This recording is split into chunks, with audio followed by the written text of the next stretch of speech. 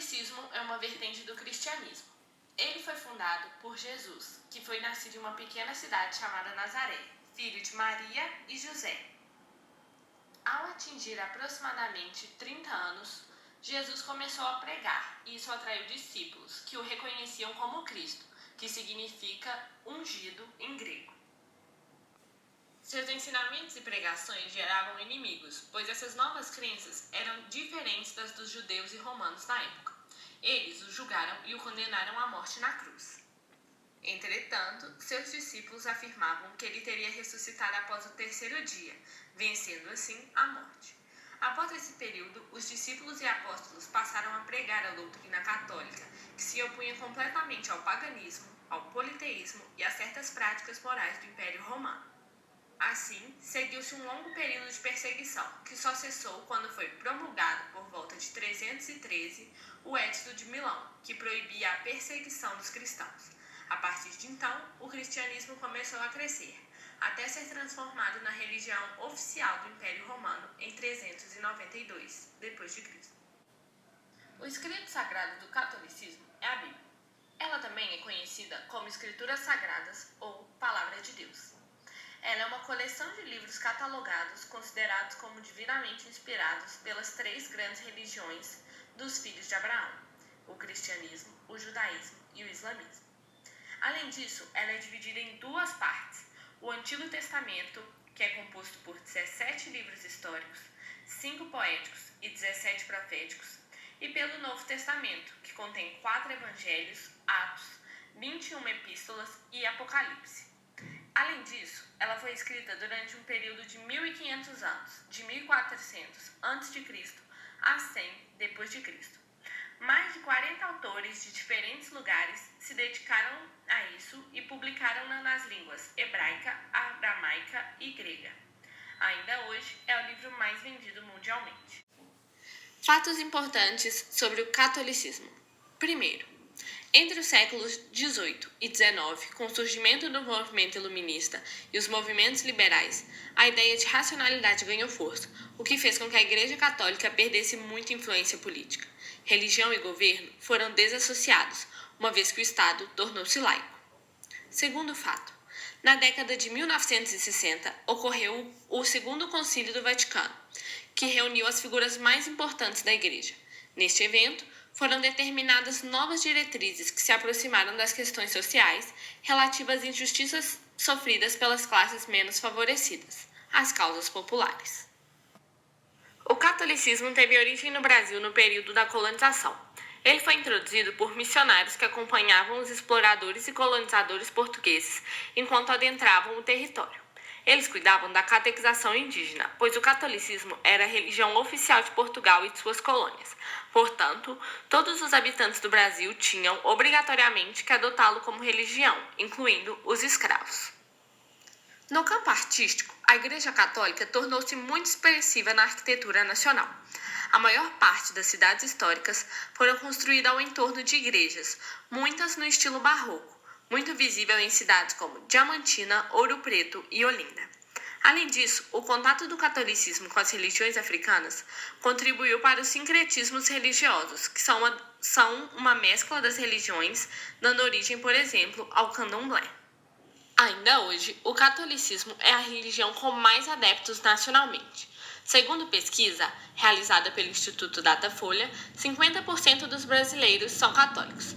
Além disso, segundo a revista América, os católicos brasileiros são os que mais veem o Deus como amoroso, aproximando-se do amor materno, tendo como base que a natureza humana é boa. Entretanto, segundo as últimas pesquisas nacionais, o catolicismo vem perdendo fiéis e o número de pessoas que se declaram sem religião aumentando. Sendo assim, torna-se necessário que a Igreja se reinvente novamente para conquistar novos fiéis, principalmente aos jovens. Uma das lendas mais famosas do catolicismo é a do Santo Graal.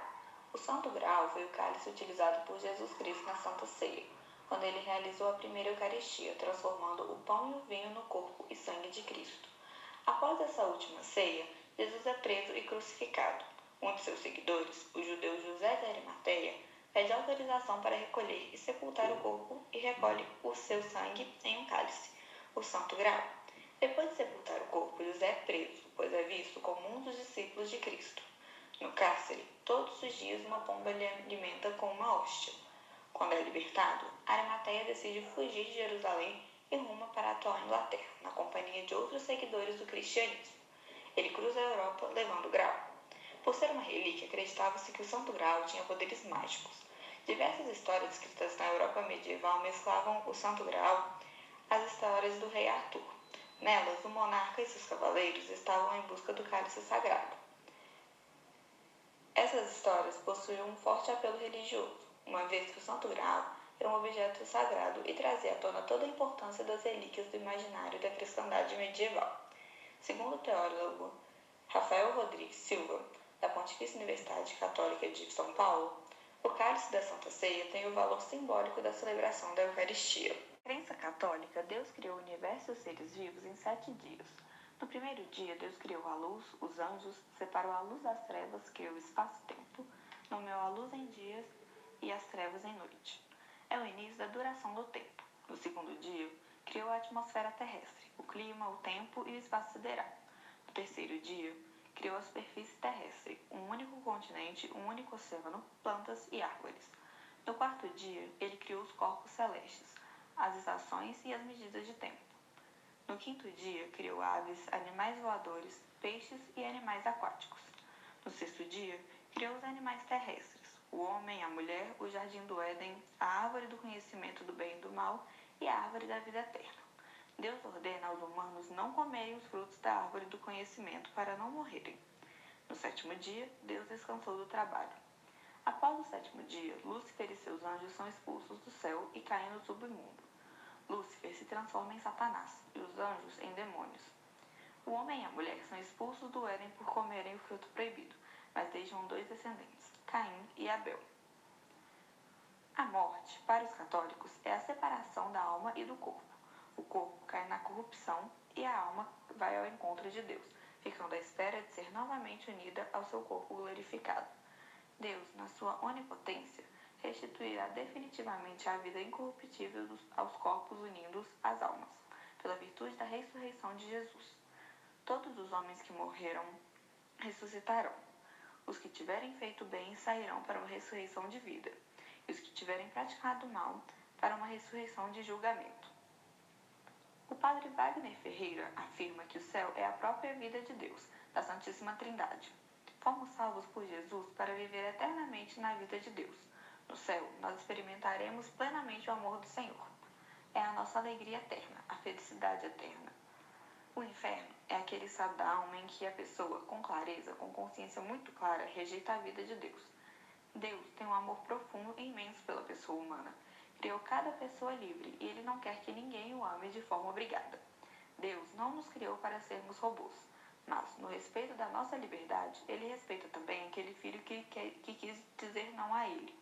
Portanto, o inferno seria esse momento definitivo em que a pessoa escolhe, de forma muito clara, uma existência eterna, porém sem Deus. O purgatório é uma purificação final para que a pessoa possa participar eternamente da glória de Deus. Ela ocorre quando o indivíduo, durante sua vida, buscou seguir a Cristo, mas, em alguns momentos, isso não foi vivido com tanta clareza. A passagem bíblica sobre o fim do mundo se dá quando Jesus, sentado perante o templo de Jerusalém, fala aos seus discípulos a total destruição deste. Os discípulos, então, o perguntam quando isso sucederá e qual será o sinal do retorno de Cristo e do fim do mundo. Jesus afirma que não é possível saber o dia e a hora que isso acontecerá, mas que esse momento será precedido por muitas guerras, catástrofes naturais, fome, tortura e mortes. Além disso, Cristo alerta aos seus fiéis que haverá falsas profecias e falsos profetas. É preciso ter cuidado. Por fim, Jesus conclui dizendo: quanto ao dia e à hora, ninguém o sabe. E pelo que se toca aos sinais que o precederão, o sinal fundamental é que não haverá sinais, será o improviso, pelo que há que viver sempre preparados. Deus, no catolicismo, é o ser divino que criou e governa o mundo. Ele se manifesta na Santíssima Trindade, como Pai, Filho e Espírito Santo.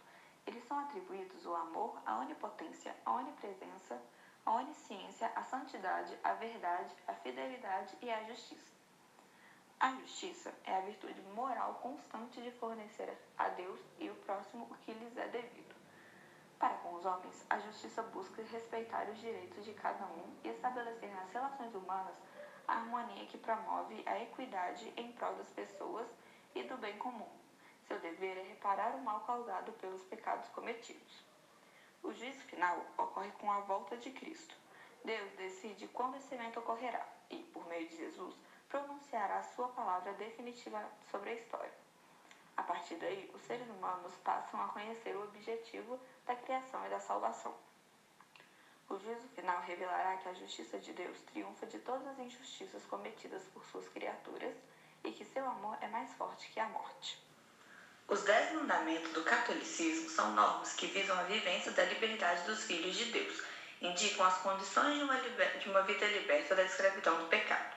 São eles: amar a Deus sobre todas as coisas, não tomar seu santo nome em vão, guardar domingos e festas de guarda, honrar pai e mãe, não matar, não pecar contra a castidade, não furtar, não levantar falso testemunho, não desejar a mulher do próximo, não cobiçar as coisas alheias.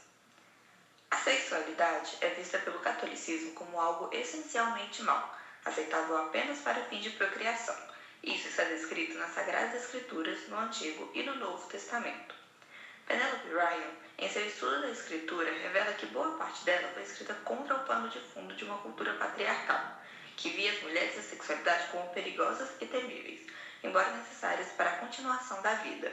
De um modo geral, qualquer coisa ligada ao sexo foi alvo de suspeita por parte do cristianismo. Até recentemente, negou-se aos cristãos qualquer ideia de sexo como algo a ser celebrado com alegria. A concepção de que o sexo realizado por prazer é moralmente mal visto contribui para a legitimação do preconceito contra gays e lésbicas, reforçando a ideia de que essas pessoas vivem na perversão, são anormais e desviantes. Existem algumas passagens bíblicas que, supostamente, condenam a homossexualidade. Algumas estariam no Antigo Testamento. Uma estaria no Gênesis, no conhecido episódio da destruição de Sodoma e Gomorra, outra em Juízes. Em ambas, se trataria da questão do abuso sexual de hóspedes por habitantes da cidade, e duas estariam em Levítico, e tratariam do ato sexual entre dois homens como uma abominação. No Novo Testamento, teríamos 3 referências de Paulo à homossexualidade. O uso de drogas sempre foi uma questão inaceitável pela Igreja. Na Idade Média, a Igreja Católica repudiou o uso de drogas como função medicinal e vinculou-o à bruxaria. Na América Latina, durante o período colonial, a instituição pediu às autoridades espanholas para que erradicassem completamente o cultivo e a mastigação das folhas de coca na Bolívia e no Peru, práticas ancestrais entre as comunidades andinas. Em 2014, quando surgiu o debate sobre a legalização da maconha, o Papa Francisco posicionou-se contra a eventual legalização de qualquer tipo de entorpecente, trazendo à tona o paradigma proibicionista que acompanha a Igreja ao longo de sua história. Segundo a teologia cristã, o homem e a mulher são criados à imagem de Deus. Sendo assim, nenhum é inferior ao outro, e ambos têm igual dignidade. Na vida religiosa, as mulheres têm um papel importante na educação católica, orientação espiritual, ensino da teologia, ação social e administração de paróquias, apesar de essas realidades serem mais recentes. Em 1994, a Congregação do Vaticano para o Culto Divino e Disciplina dos Sacramentos declarou que as mulheres podem servir na missa como acólitas e ajudantes de altar. Além disso, podem viver uma vida consagrada como freiras. Na Igreja Católica, as mulheres não podem ocupar cargos na hierarquia, e há 2 razões para isso. A primeira baseia-se na Declaração da Questão da Admissão das Mulheres para o Ministério, de 27 de janeiro de 1977, ainda sob o papado de Paulo VI, segundo a qual, em fidelidade a Deus, a Igreja não se considera autorizada a admitir mulheres para ordenação, argumentando que essa opção pode mesmo ajudar a definir melhor os papéis de homens e mulheres. A segunda razão baseia-se na ideia de que Jesus não chamou mulheres para integrarem o grupo dos 12 apóstolos. Para Teresa Todd, doutora em teologia e autora do livro Deus e a Palavra de Deus na Teologia Feminista, há 2 problemas relativos à falta de acesso de mulheres ao ministério ordenado. É um problema bastante importante a nível de direitos humanos. A Igreja Católica é a única instituição global que diz que as mulheres não podem ter acesso por serem mulheres, e Isso significa que a Igreja Católica não tem problema em transmitir um discurso que não é aceitável em qualquer outra instituição em escala global, ainda que haja instituições que o pratiquem sem anunciarem. O funcionamento da Igreja Católica prevê a existência de 3 poderes: o de ensinar, o de santificar e o de governar, sendo o primeiro o mais importante deles. A esfera de governo da Igreja Católica é composta pelas seguintes funções: Papa, Cardeal, Bispo, Padre e Diácono. O Segundo Concílio Vaticano tornou o diálogo interreligioso parte da missão da Igreja Católica, ao afirmar que a Igreja exorta por isso a seus filhos a que, com prudência e amor, através do diálogo e colaboração com os seguidores de outras religiões, testemunhando sempre a fé e a vida cristãs, reconheçam, mantenham e desenvolvam os bens espirituais e morais, como também os valores socioculturais que entre eles se encontram. No entanto, para boa parte dos cristãos católicos, o contato de fiéis com membros de outras tradições religiosas ainda é visto com desconfiança. Em 2016, 30 anos após o Papa João Paulo II realizar a oração pela paz na cidade de Assis, em conjunto com outros líderes religiosos, o Papa Francisco repetiu esse gesto. No que tange ao diálogo interreligioso, o Papa Francisco levou a temática a uma importância muito maior do que um simples encontro de oração. Essa importância dada por Francisco ao tema está dentro do proposto em seu pontificado. Francisco entende que o diálogo interreligioso é um esforço por caminhar juntos, por construir algo juntos.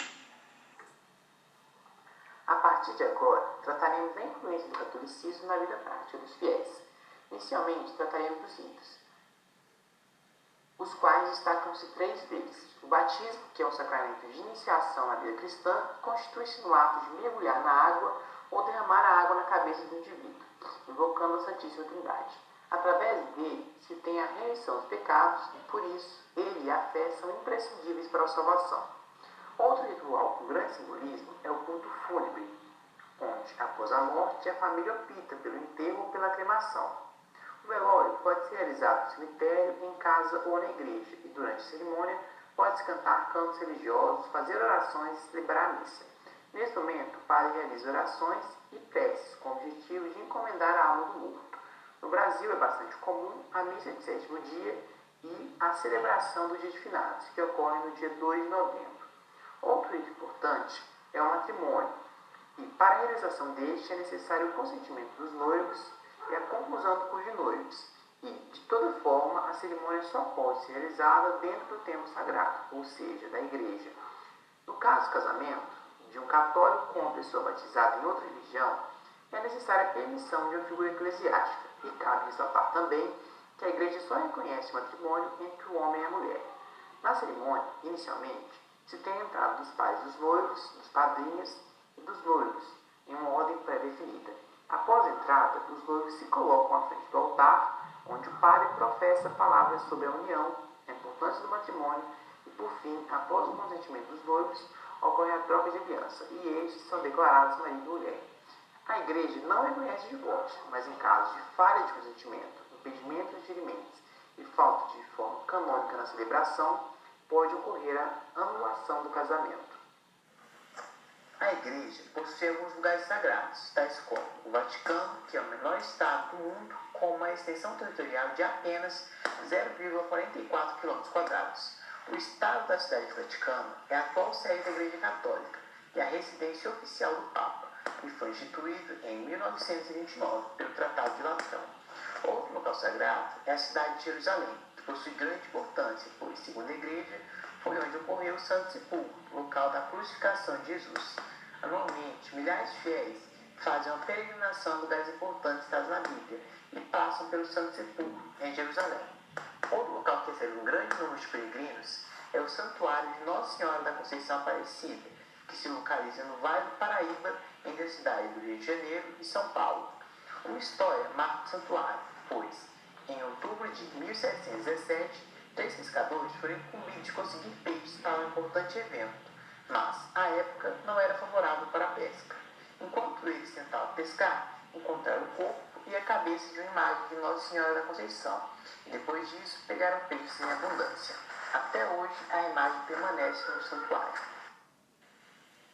Para além disso, a Igreja Católica possui alguns símbolos, como a cruz, que está presente nas igrejas, e nos crucifixos que os fiéis carregam consigo. A figura é composta pela cruz e pela imagem de Jesus Cristo crucificado. Ela é um lembrete do sacrifício de Jesus e representa um sinal da salvação. Outros símbolos são as imagens sacras, que normalmente são a representação de santos, Maria e de Cristo. É importante destacar que não se tem nenhuma obra sacra que represente Deus e que a Igreja não pratique idolatria às imagens. Elas são símbolos. Outro símbolo bastante conhecido é o Sagrado Coração de Jesus, que normalmente é composto por um coração com espinhos em torno e uma cruz em cima. Ele representa o incondicional, insolúvel e eterno amor de Jesus, que lembra o sacrifício realizado por Cristo ao ser crucificado. A Igreja Católica tem algumas festas anuais, onde os principais são o Natal e a Páscoa. O Natal representa o nascimento de Jesus e a data é comemorada no dia 25 de dezembro. Por tradição, se realiza a ceia de Natal, a Santa Missa, a criação de presépios e a encenação de cenas bíblicas. Os fiéis acreditam que, durante o período natalino, deve-se conservar um espírito de união, compaixão, amor, perdão e fraternidade. A Páscoa é uma celebração da ressurreição de Jesus Cristo e encerra a Semana Santa, que se inicia no Domingo de Ramos e termina no Domingo de Páscoa. A data da Páscoa é definida como sendo o primeiro domingo posterior à primeira lua cheia após o equinócio de primavera/outono. Durante a Semana Santa, são relembrados eventos que levaram à crucificação de Jesus, e o Domingo de Páscoa possui maior significado, pois, segundo a Bíblia, foi o momento em que Jesus ressuscitou. A Igreja possui também prescrições alimentares, como exemplo, a orientação dada para os fiéis que não devem consumir carne vermelha na quarta-feira de cinza, na sexta-feira da paixão e nas sextas-feiras durante a quaresma, que é o período após o carnaval. Durante esses períodos de restrição, é normal o consumo de carnes brancas, como os peixes, porém a carne de frango não é permitida. Essa recomendação tem como função honrar o sacrifício realizado por Cristo, ou seja, é o momento de se autoprivar de prazeres e impulsos.